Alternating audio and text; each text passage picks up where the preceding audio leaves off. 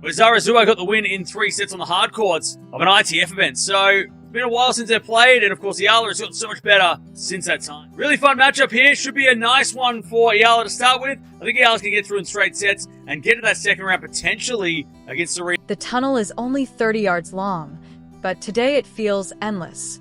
Alex Eala stands in the corner of the Wimbledon locker room with her racket bag resting against the wall, fingers wrapped tightly around the grip of a water bottle she hasn't touched in almost 10 minutes. Around her, the air hums with the quiet tension only Grand Slam mornings can create. Shoes squeak across tile. Coaches whisper. Television monitors replay highlights from center court while reporters crowd the corridors outside waiting for a glimpse of the newest phenomenon in women's tennis. But none of that is what has frozen the room. It's the draw sheet. Pinned to the wall beside the practice schedules and court assignments, the white paper has become radioactive. Players glance at it and walk away quickly.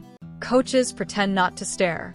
One member of Alex's team looked at it 6 minutes ago and immediately went silent. Because written beside Alex Eala's name is the one opponent nobody expected. The one name buried under 2 years of unfinished business. Renata Zarazua. And suddenly Wimbledon 2026 doesn't feel like a breakthrough anymore. It feels like destiny sharpening a knife. Alex still hasn't looked at the sheet herself. Maybe part of her already knows. Maybe athletes always know when the universe is preparing something cruel. Outside the locker room, 40,000 fans are already pouring through the gates of the All England Club. Thousands of Filipino supporters wrapped in flags and green and yellow shirts are packed shoulder to shoulder along the walkways. Vendors are selling out of unofficial Eala merchandise before noon. Broadcasters from Manila are filming live segments beside Henman Hill.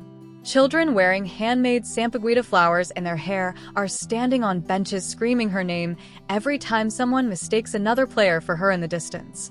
Wimbledon has seen legends before. It has never seen this. And now the entire tournament has been handed the single first-round matchup insiders privately feared the most. Because on paper, this should be simple. World number 30 versus world number 76. The number 29 seed versus a struggling opponent with a poor grass court record. A player entering Wimbledon after the greatest month of her career against a player still searching for consistency. Every statistic points one direction. But tennis is never played on paper. And history has a way of waiting until the biggest stage imaginable before demanding repayment. 2 years ago, on a forgotten hard court in North Carolina, Alex Eala lost a match nobody remembers. Except her. August 2024. A small ITF tournament buried deep in the American summer schedule. The kind of event where players carry their own bags, crowds barely fill the bleachers, and matches disappear into databases within hours. No television coverage. No headlines. No Filipino army. No chants echoing through the grounds. Just heat rising off the court and 2 players trying to survive another week on tour. Alex was only beginning to become Alex Eala then. The talent was obvious. Everyone who saw her could recognize it immediately. The left-handed forehand, the timing, the courage to take the ball early, the impossible angles. She played tennis like someone who believed hesitation was more dangerous than failure. But she was still unfinished. Still learning how to survive emotionally when matches became complicated. Still discovering who she was once momentum disappeared. That afternoon against Renata Zarazua began beautifully. Alex took the first set 6-3. Confident. Loose. Aggressive. The kind of opening that makes coaches relax in their chairs and start thinking ahead to the next round. Then everything shifted. Not physically. Mentally. Renata stopped trying to play perfect tennis and started playing desperate tennis. There's a difference. One is clean and calculated. The other is dangerous. She extended rallies, forced ugly points, made Alex hit one extra ball every exchange. And slowly, almost invisibly, Alex's confidence began to crack. The second set disappeared 6-4. Then the third, 6-3. Match over. No crowd reaction. No dramatic headlines. Just a handshake at the net and 2 players walking in opposite directions beneath a Carolina sunset. For Renata, it was another win. For Alex, it became something else entirely. Because some losses don't leave bruises. They leave questions. Questions that follow athletes for years. Questions that replay in hotel rooms at 2 a.m. Questions that whisper during practice sessions. Why did I tighten up? Why did I stop swinging freely? Why did fear arrive the moment the match became difficult? People close to Alex would later say she watched footage from that match repeatedly. Not because she was obsessed with the result. Because she was obsessed with the version of herself who lost it. That big commotion behind me is the new Nike launch. The slower racket acceleration under pressure. The way her shoulders tightened during critical points. The tiny emotional collapse invisible to casual fans, but obvious to elite competitors. And then she began rebuilding herself piece by piece. Not publicly. Quietly. Brutally. For 2 years, she transformed. Through losses. Through travel exhaustion. Through lonely nights inside academy dorm rooms. Through matches played on half-empty courts while bigger names occupied the spotlight. Until suddenly, in 2026, the transformation stopped being private.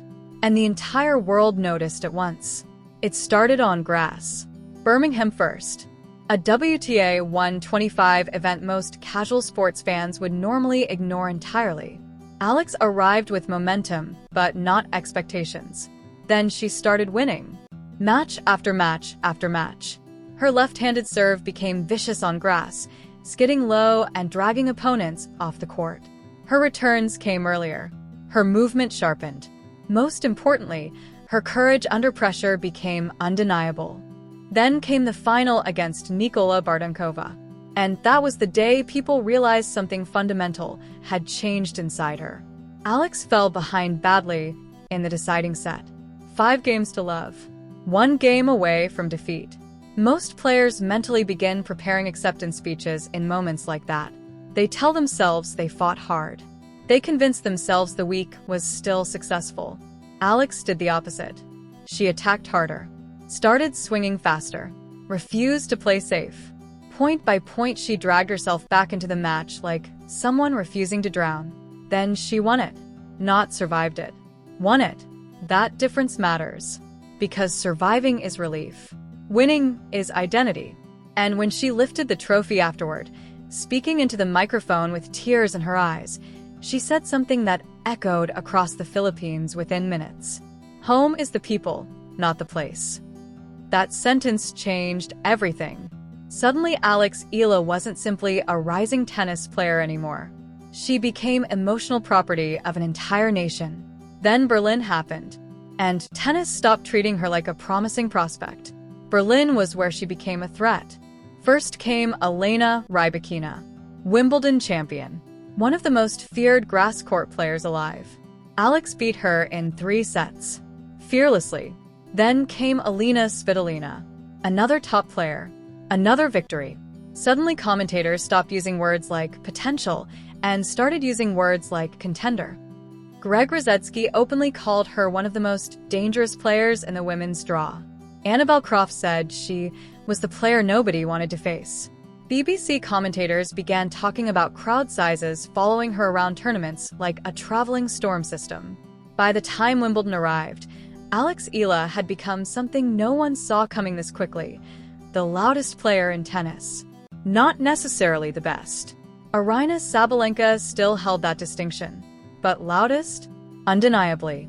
At the Australian Open earlier that year, her pre-tournament press conference drew 71,000 YouTube views.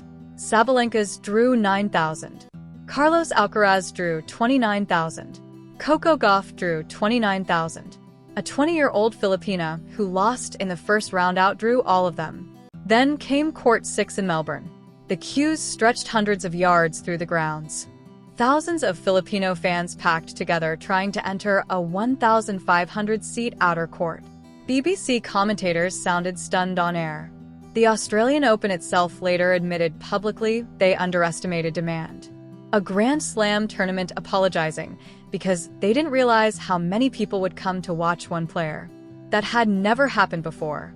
And now Wimbledon was dealing with the consequences. 40,000 expected fans. Massive television numbers. Sponsors scrambling to catch up. Nike already learning painful lessons after underestimating demand for Alex's now famous Sampaguita collection. The shirt sold out in minutes. Some online inventory vanished in 60 seconds. Resellers tripled prices overnight. Because Alex Eala wasn't just a tennis player anymore. She had become a market, a movement, a national event, which is exactly why this first-round draw feels so dangerous. Because Renata Zarazua isn't walking into a normal match. She's walking into the center of a cultural hurricane. And somewhere inside her memory is still the knowledge that she already beat this opponent once. That matters. Athletes never fully forget previous losses to specific opponents. No matter how much rankings change. No matter how dramatically careers evolve. Some subconscious corner of the mind always remembers. Sometimes that memory creates fear. Sometimes confidence. And sometimes confusion. Because what happens when the player you once defeated becomes almost unrecognizable? Renata's 2026 season hasn't been disastrous. But it hasn't been ascending either. Her win percentage hovers around average. Her breakpoint conversion numbers tell the story of someone struggling in key moments. 37%. In elite tennis, that number matters enormously. It means opportunities appear but vanish unfinished. She hasn't won a title all season. Results arrive inconsistently. One good tournament followed by early exits. Brief momentum followed by silence. Then there's the grass court problem. Career WTA grass record. 1 win. 5 losses. Over the last 12 months? 1 win. For losses.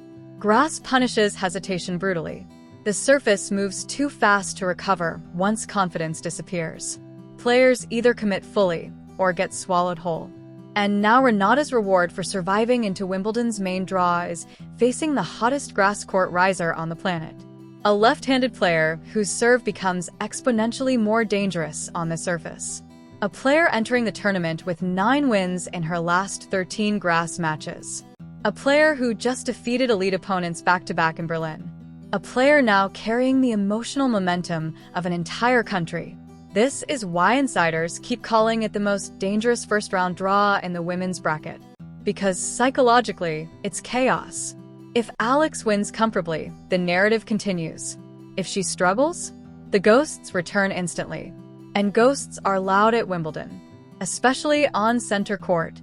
Especially when 40,000 people are waiting for history.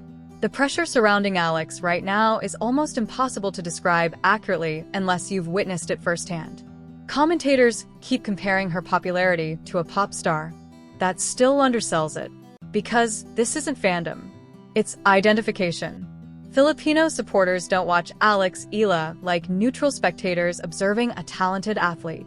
They experience her matches like family emergencies. Every point carries emotional consequence. Every win feels collective. Every loss personal. Broadcasters in Manila adjust schedules around her matches. Restaurants fill during her appearances. Prayer circles appear online before tournaments begin. When she cries after victories, entire comment sections cry with her. And somehow, the pressure appears to strengthen her instead of breaking her. That's the part opponents are struggling to understand. Most athletes crumble beneath expectation this massive. Alex seems to metabolize it, use it as fuel. Former players keep pointing toward Birmingham as evidence. Because champions are not defined when everything is flowing beautifully. They're defined when they are losing badly and still believe they can reverse the universe. Down 5-0 in a deciding set, most players emotionally begin leaving the match already. Alex attacked harder. That tells you everything. Now all of that energy arrives here. Wimbledon, the cathedral, the most tradition-bound sporting event on earth suddenly transformed into the center of Filipino sporting history. The All England Club has existed for nearly 150 years. No Filipino player had ever entered seated before now. Alex changed that. And today she walks into round 1 carrying not only expectation but symbolism. That's heavier. Because expectation is about performance. Symbolism is about identity. One can disappear after a bad loss. The other stays forever. Somewhere beneath center court, Alex finally looks at the draw sheet. Silence. No dramatic reaction. No panic. Just a long stare. Then a small nod. Because of course it would be Renata. Of course the sport would arrange this. Tennis loves symmetry too much to resist opportunities like these. The forgotten loss. The rebuilt player. The biggest stage imaginable. The opponent returning exactly when the story requires her most. 11 minutes remain before the walkout. Outside, the crowd volume swells again. Filipino flags wave across the grounds. Broadcasters rehearse opening lines. Commentators discuss pressure, momentum, rankings, history. But inside the locker room, none of that matters anymore. Only tennis does. Only execution. Only whether the player Alex became over the last 2 years is truly stronger than the memory she left behind in North Carolina. Because narratives don't win matches. Forehands do. Serves do. Courage under break-point pressure does. And Wimbledon has a long history of humiliating certainty. Every analyst believes Alex should win this comfortably. The rankings say so. The form says so. The grass statistics scream so. Everything points one direction. But tennis is dangerous precisely because certainty means nothing once the first ball is struck. All it takes is one shaky service game, one nervous double fault, one flashback during a critical moment, and suddenly history starts breathing again. Still, there's one detail impossible to ignore. The Alex Eala standing here now is not the same player Renata beat 2 years ago. Not emotionally, not physically, not mentally. The old version tightened under pressure. This one attacks through it. The old version hesitated. This one accelerates. The old version hoped she belonged. This one expects it. That transformation is the entire reason 40,000 people showed up today. It's why broadcasters keep leading with her name. Why ticket requests exploded. Why Nike underestimated her commercial gravity. Why tennis executives suddenly see Southeast Asia not as a future market, but as a present force. Alex Eala changed categories. And now Wimbledon gets to see what happens when momentum reaches critical mass. The tunnel opens. A tournament official gestures toward the entrance. Time. Alex lifts her racket bag onto her shoulder. The crowd roar seeps through concrete now, distant but enormous. Somewhere in those stands are Filipino nurses from London hospitals who swapped shifts just to attend. Families who traveled across Europe. Children wearing Sampaguita flowers. Fans who have followed every match since juniors. People who stayed awake at impossible hours for years believing this exact moment would come. And somewhere on the opposite side of the tunnel is Renata Zarazua, waiting, holding her own memories, remembering Carolina, remembering the comeback, wondering whether the player she once solved still exists beneath all this noise. In 30 seconds, the questions stop. No more narratives. No more statistics. No more predictions. Only grass. Only pressure. Only two women carrying completely different versions of history onto the same court. One trying to prove she's become who everyone believes she is. The other trying to prove she still remembers how to beat her. 2 years ago, nobody watched their match. Today the world does. And somewhere between those two realities lies everything Alex Eala has become.